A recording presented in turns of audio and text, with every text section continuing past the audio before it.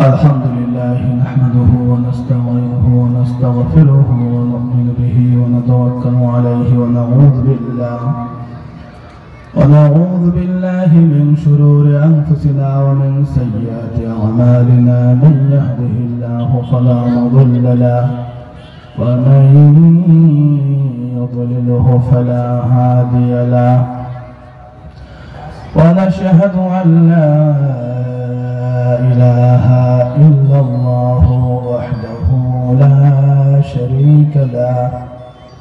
ونشهد أن سيدنا وحبيبنا ونبينا محمدا عبده ورسوله أرسله بالحق بشيرا ونذيرا وداعيا إلى الله بإذنه وسراجا منيرا.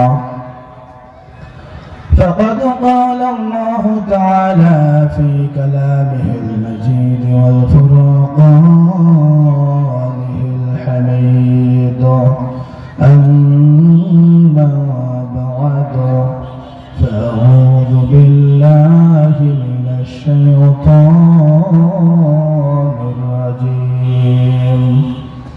بسم الله الرحمن الرحيم. أعوذ بالله من الشيطان الرجيم. بسم الله الرحمن الرحيم. إنما جزاء الذين يحاربون الله ورسوله ويسعون في الأرض فسادا أن يقتلوا أو يصلبوا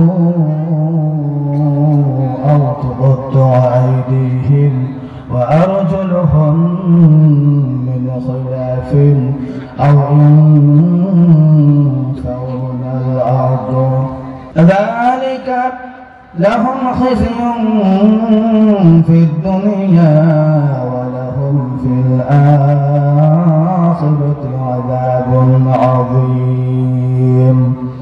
صدق الله العظيم. أستغفر الله الذي لا إله إلا هو الحي القيوم وأتوب إليه. لا حول ولا قوة إلا بالله العلي العظيم. رب زدني علما، رب يسر ولا تعسر وتمم بالخير. رب اشرح لي صدري ويسر لي أمري واحلل عقدة من لساني يفقه قولي.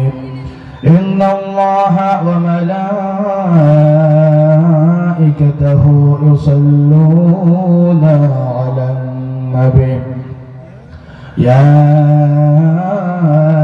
أيها الذين آمنوا صلوا عليه وسلموا تسليما.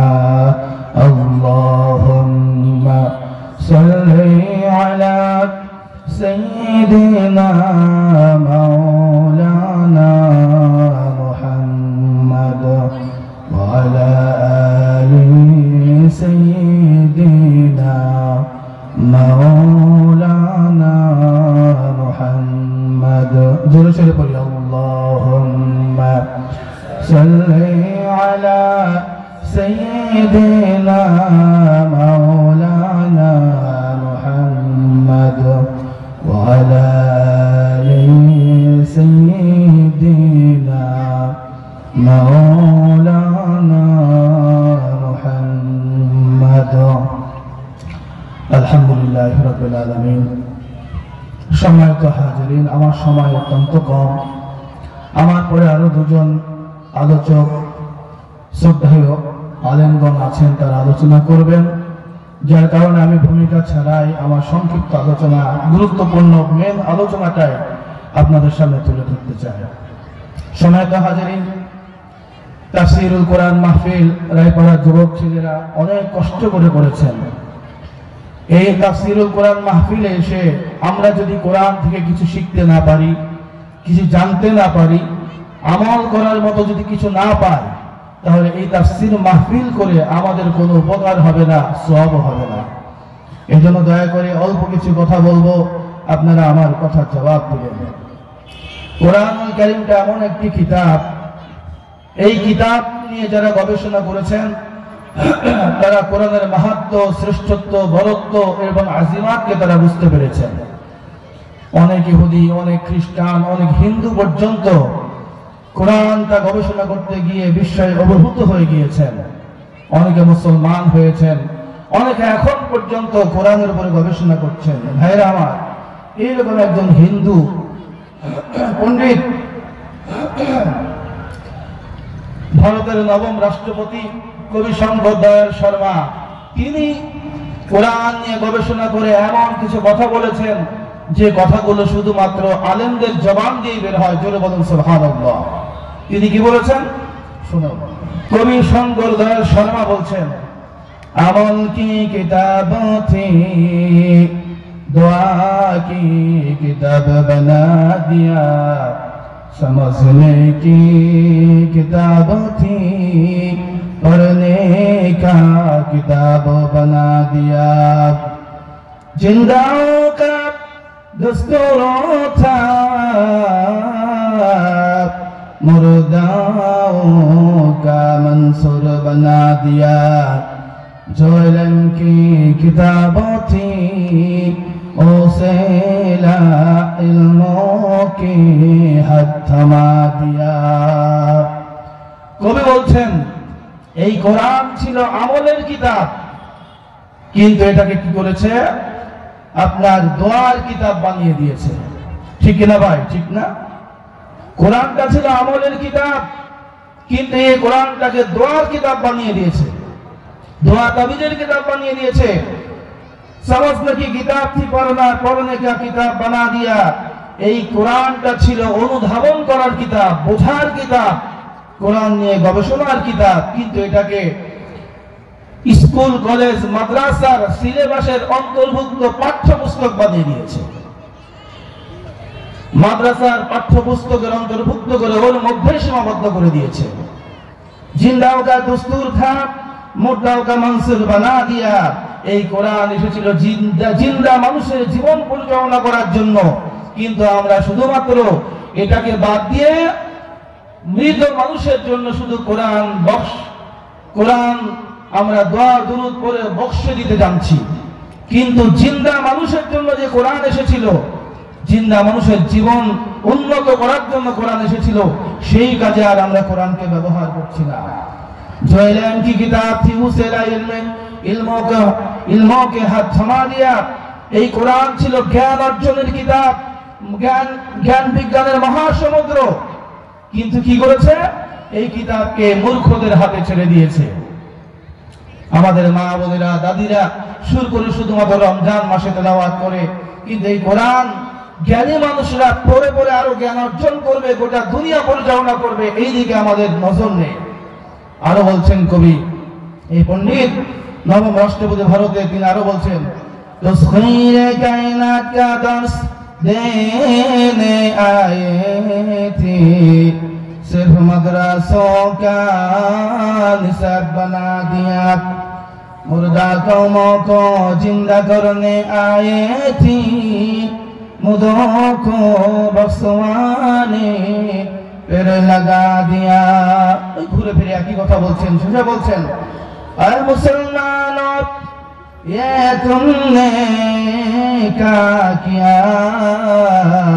ও মুসলমান, তোমরা এই কোরআনের সঠিক ব্যবহার ছেড়ে দিয়ে তোমরা কোথায় রওনা হয়েছো?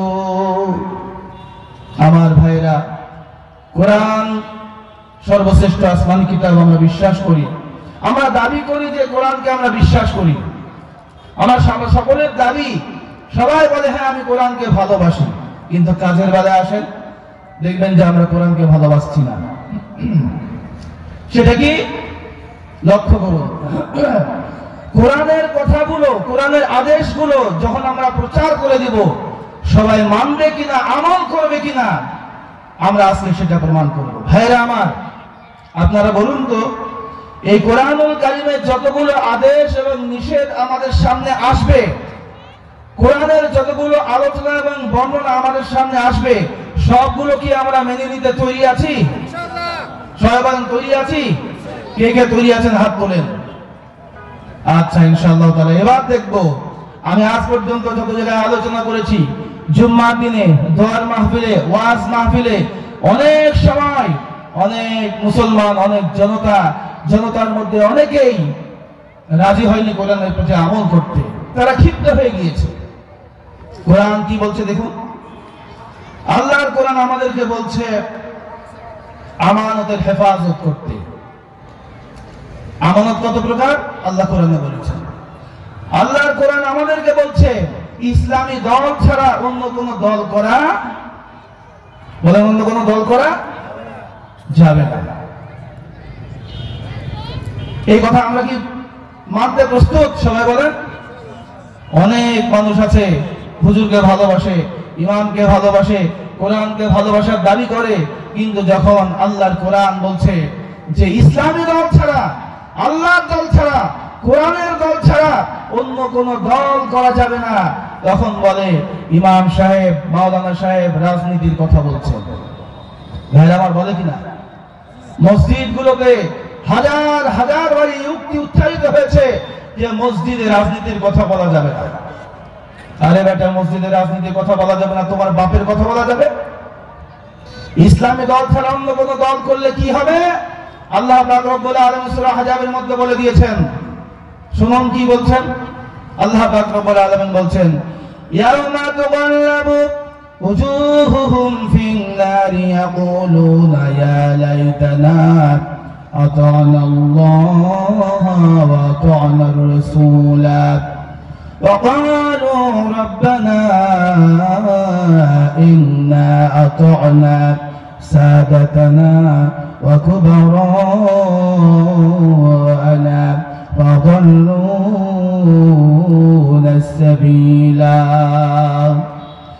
আমার ভাইরা, এই দুনিয়াতে যারা আল্লাহর দল বাদ দিয়ে, কোরআনের দল বাদ দিয়ে, আল্লাহর আইনকে প্রতিষ্ঠিত করা বাদ দিয়ে মানব রচিত মতবাদ প্রতিষ্ঠার জন্য যারা কাজ করবে, যারা ইসলামিক দলের মধ্যে যাবে, যারা মানুষকে মানুষ প্রভু হিসেবে মেনে নেবে, কোরআনের বিরোধিতা করবে, আল্লাহর আইনের বিরোধিতা করবে, এই ধরনের নেতা কর্মীদেরকে কিয়ামতের ময়দানে তাদের পা ধরে যখন জাহান্নামের আগুনের মধ্যে তাদের প্রথমে মুখটা পোড়ানো হবে।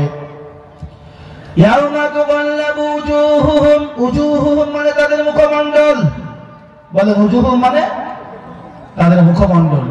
ইয়াউমা তুকাল্লাবু উজুহুহুম ফিন নার, যেই দিন জাহান্নামের আগুনের মধ্যে ওই কর্মীদের মুখমণ্ডল পোড়ানো হবে। ইয়াকুলুনা ইয়া লাইতানা আতা'না আল্লাহ ওয়া আতা'না আর-রাসূলা, তখন তারা বলবে হায় আফসোস, হায় আফসোস, কেন আমরা দুনিয়ার জীবনে আল্লাহর হুকুম মেনে চলিনি, রাসূলের হুকুম কেন মেনে চলিনি।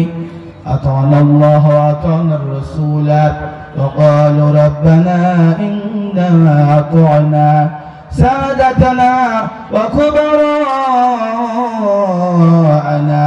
ফাদাল্লুনা আস-সাবিলা।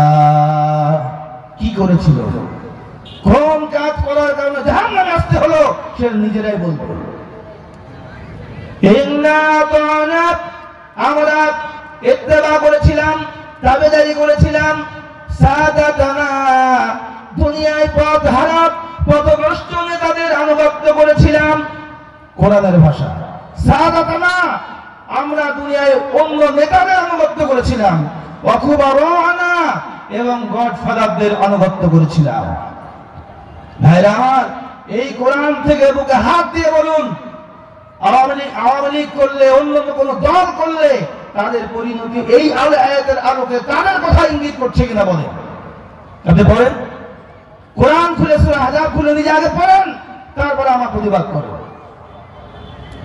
আতা'না সাদাতানা ওয়া কুবরা'ানা, ফাদাল্লুনা সাবিলা, আমরা ওই সমস্ত পথহারা পথভ্রষ্ট লোকদের, নেতাদের, বড়দের, গডফাদারদের অনুগত করেছিলাম, তাদের দল করেছিলাম, আল্লাহকে বাদ দিয়ে, রাসূলকে বাদ দিয়ে, কোরআনকে বাদ দিয়ে তাদের আনুগত্য করেছিলাম বলে আজকে আমরা জাহান্নামে আসলাম।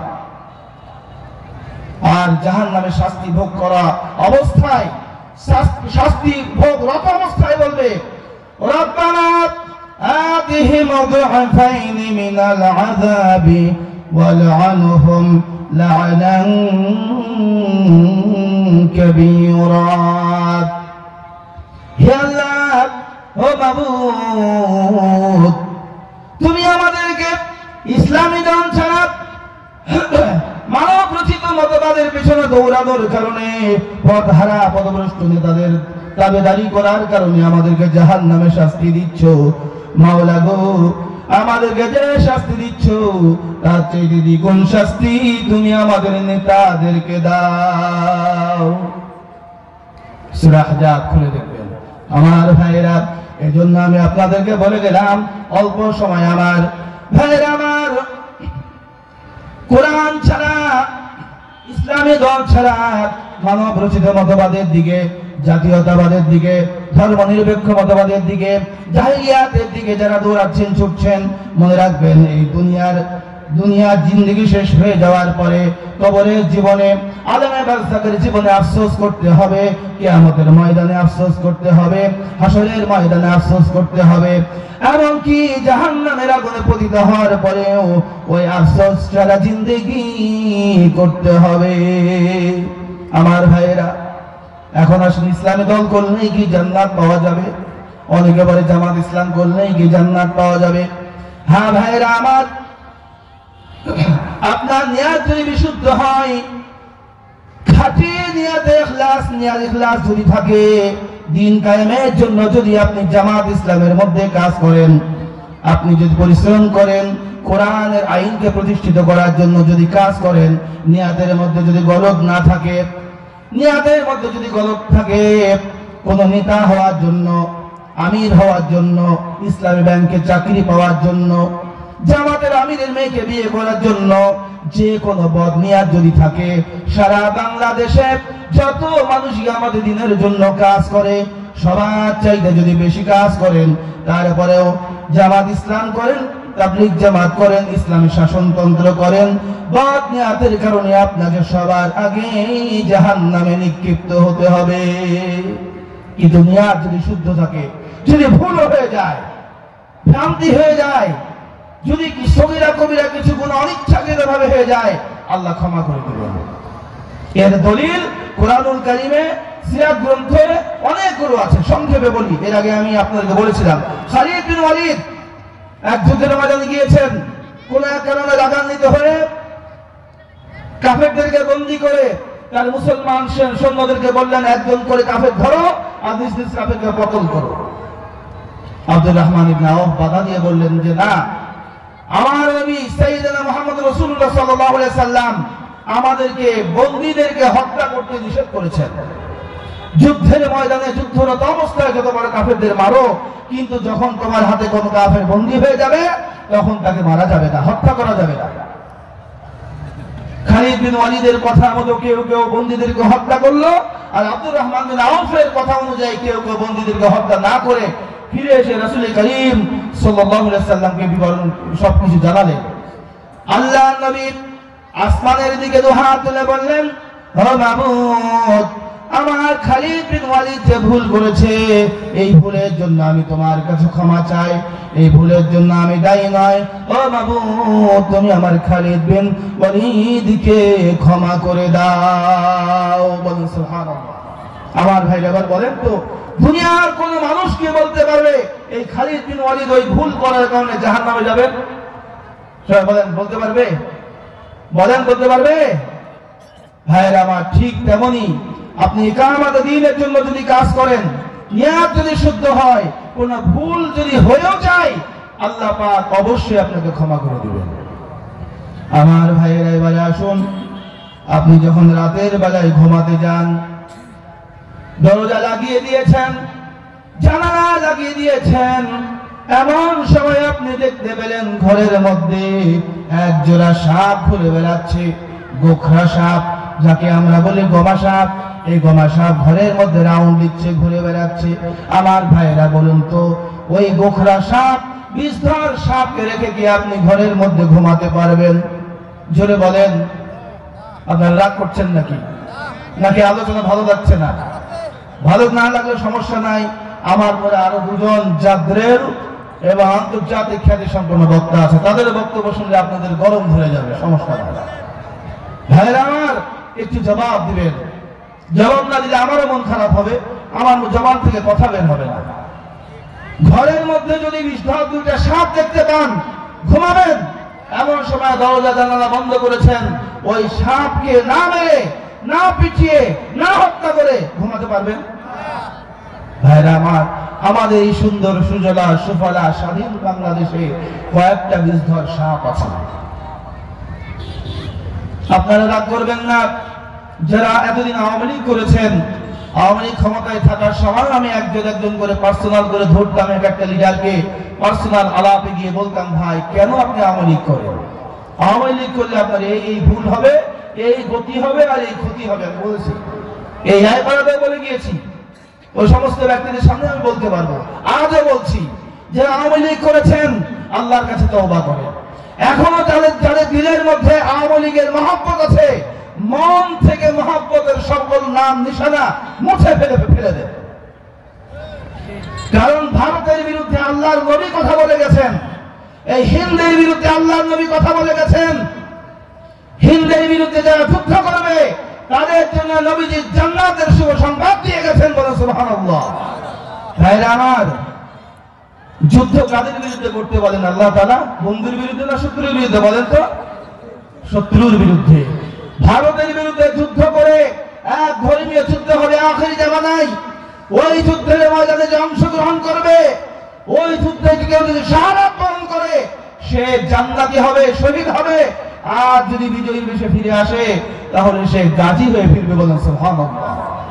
তাদের জন্য, ওই যুদ্ধে অংশগ্রহণকারীদের জন্য আল্লাহ পাক রব্বুল আলামিন জাহান্নামের আগুনকে হারাম করে দিয়েছেন।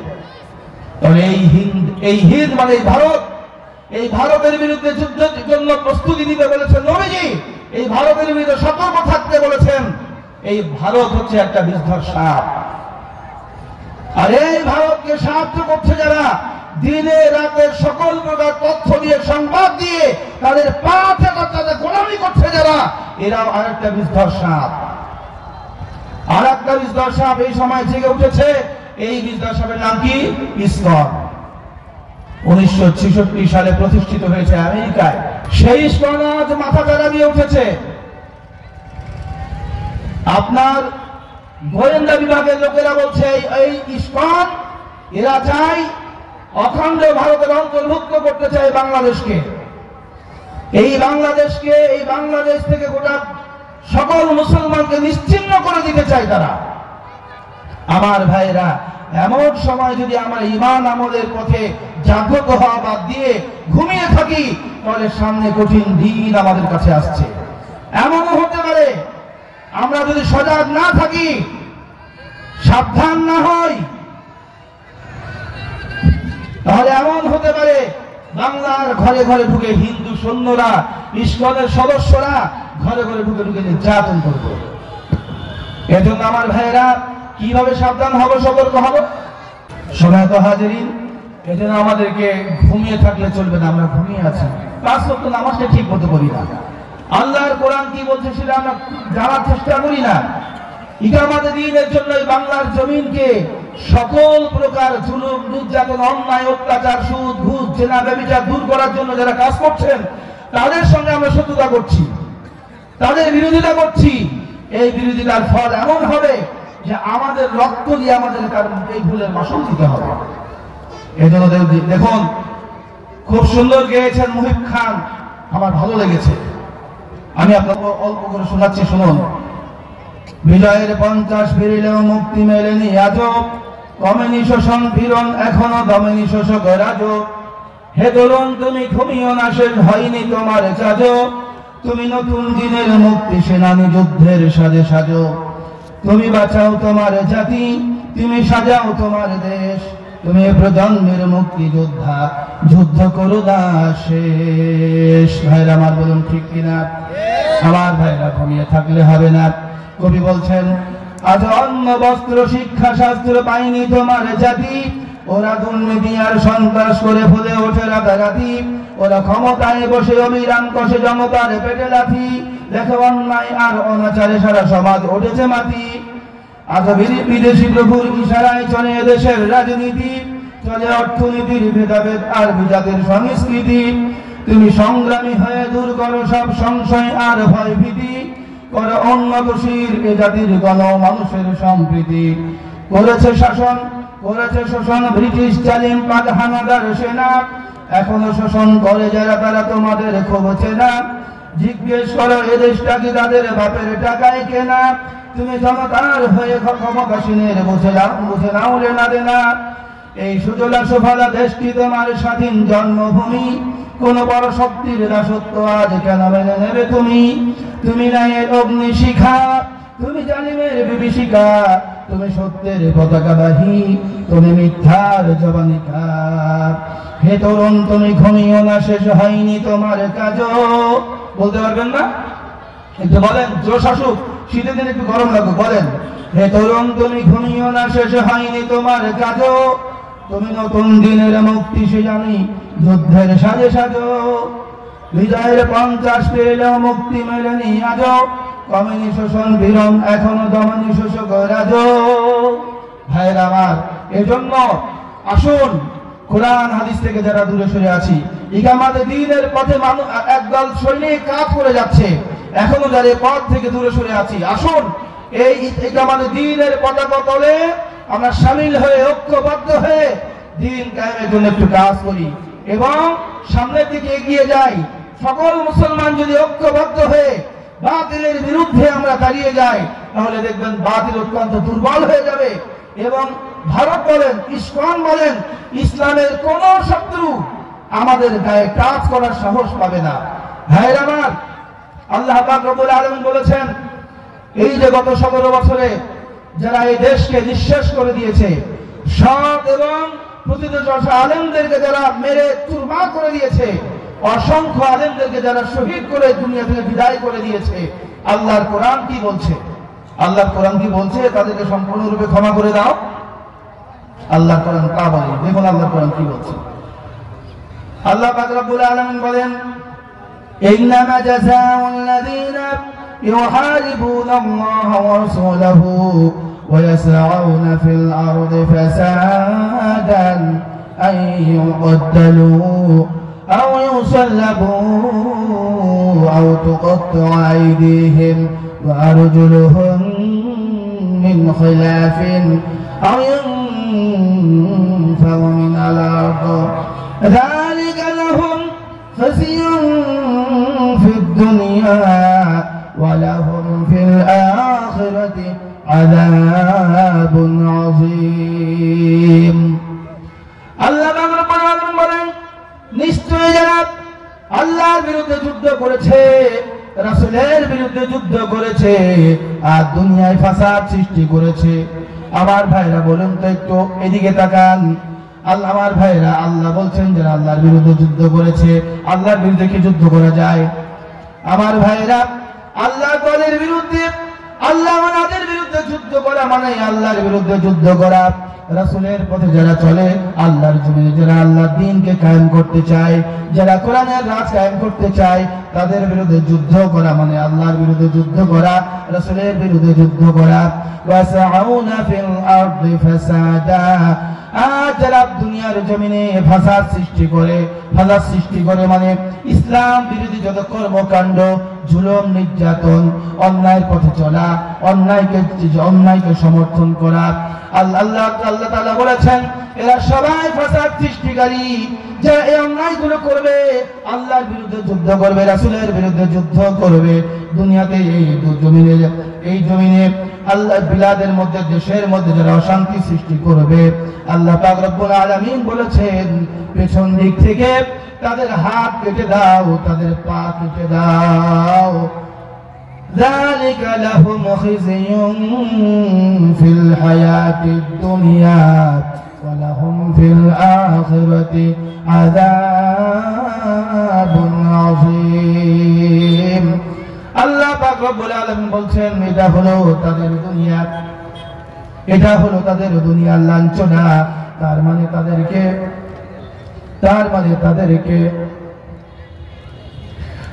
আল্লাহ পাক রব্বুল আলামিন বলেছেন যারা আল্লাহর বিরুদ্ধে যুদ্ধ করেছে, রাসূলের বিরুদ্ধে যুদ্ধ করেছে, এই দুনিয়ায় যারা অশান্তি সৃষ্টি করেছে তাদেরকে গ্রেফতার করো, পেছন দিক থেকে তাদের হাত কেটে দাও, তাদের পা কেটে দাও। এটা হলো তাদের দুনিয়ার লাঞ্ছনা। আর আখিরাতের জন্য লাঞ্ছনা, চিরস্থায়ী আযাব তো আমি আল্লাহ তাদের জন্য রেখে দিয়েছি। এর জন্য এই আল্লাহর জমিনে যারা যে সমস্ত পুলিশেরা এবং যে সমস্ত সরকারি প্রশাসন সরকারের পক্ষ হয়ে অনেক আল্লাহর বান্দা চাকরি করেছে, কিন্তু কি করেছে? ইসলামের পক্ষে কাজ করেছে, নিষ্ক্রিয় ভূমিকা পালন করেছে। আর যারা হাতে অস্ত্র পেয়ে নির্মমভাবে নিষ্ঠুরভাবে যারা তাওহীদের পতাকাবাহী লোকদেরকে যারা শহীদ করে দিয়েছে, এই কোরআন বলছে তাদেরকে গ্রেফতার করে কিসাস আদায় করো। যারা চোখ নষ্ট করেছে তাদের চোখ নষ্ট করে দাও, যারা পা কেটেছে তাদের পা কেটে দাও, যারা হাত কেটেছে তাদের হাত কেটে দাও, যারা নারীদেরকে হত্যা করেছে ওদের নারীদেরকে হত্যা করো, যারা স্বাধীন পুরুষদেরকে হত্যা করেছিল আমরা তাদের স্বাধীন পুরুষকে হত্যা করে দাও। আল্লাহ পাক রব্বুল আলামিন কোরআনুল কারীমে কিসাস এবং সন্ত্রাসের শাস্তির ঘোষণা করেছেন। এজন্য আসুন যারা ক্ষমার যোগ্য তাদেরকে ক্ষমা করে দিতে হবে। আল্লাহ নবী সাল্লাল্লাহু আলাইহি ওয়াসাল্লাম অনেককে ক্ষমা করে দিয়েছেন, কিন্তু যারা দুর্ধর্ষ ছিল যাদেরকে ক্ষমা করে দিলে পুনরায় আল্লাহ জমিনে বিভ্রান্তি এবং ফাসাদ সৃষ্টির আশঙ্কা রয়েছে, আবার মানুষ গণহত্যার আশঙ্কা রয়েছে, ওই সমস্ত লোকদেরকে ক্ষমা করা যাবে না, তাদেরকে উপযুক্ত শাস্তি দিতে হবে। এটা হচ্ছে আল্লাহ তাআলার কথা, আল্লাহর কোরআনের কথা। মহান আল্লাহ পাক রব্বুল আলামিন আমার সংক্ষিপ্ত আলোচনার মধ্যে ভুল ভ্রান্তি হয়ে থাকলে আমরা আল্লাহর কাছে ক্ষমা চাই। আল্লাহ আমাদেরকে ক্ষমা করুন এবং আমরা সকলে যা বললাম এবং শুনলাম এগুলো যেন সঠিকভাবে আমল করতে পারি, আল্লাহ তাআলার জীবনে বাস্তবায়ন করতে পারি, সেই তৌফিক আল্লাহ পাক আমাদেরকে দান করুন। আমরা সকলে বলি আল্লাহুম্মা আমিন ওয়া আখিরু দাওয়ানা আলহামদুলিল্লাহি রাব্বিল আলামিন। আসসালামু আলাইকুম ওয়া রাহমাতুল্লাহি ওয়া বারাকাতুহু।